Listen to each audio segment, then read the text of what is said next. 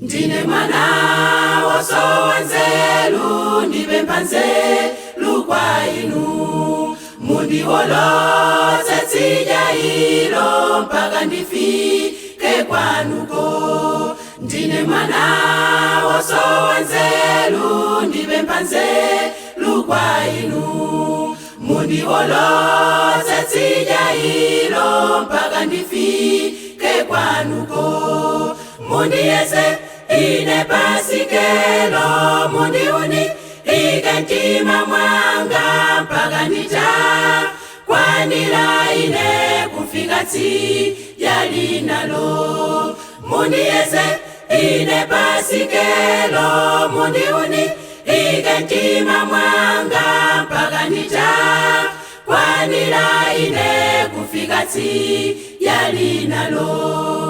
Abwenzi womwe ndikhala nawo asandulika adani ndiyendane kumakuma ngati kwathu kondilibe.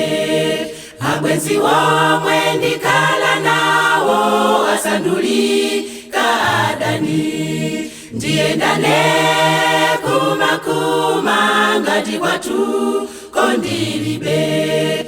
Mundiyese ine pasikelo mundiuni ikentima mwanga mpaka ndita kwanila ine kufika tsi yalinalo. Mundiyese ine pasikelo mundiuni ikentima mwanga mpaka ndita kwanila ine kufika tsi yalinalo. Mundiyese ine pasikelo mundiuni ikentima mwanga mpaka ndita kwanila ine kufika tsi yalinalo. Mundiyese ine pasikelo mundiuni ikentima mwanga mpaka ndita kwanila ine kufika tsi yalinalo. Mundiyese ine pasikelo mundiuni ikentima mwanga mpaka ndita kwanila ine kufika tsi yalinalo. Mundiyese ine pasikelo mundiuni ikentima mwanga mpaka ndita kwanila ine kufika tsi yalinalo.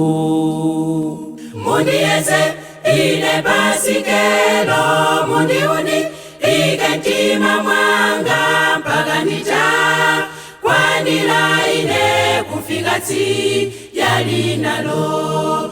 Mpaka ndita kwanila ine kufika tsi yalinalo. Mpaka ndita kwanila ine kufika tsi yalinalo. Mpaka ndita kwanila ine kufika tsi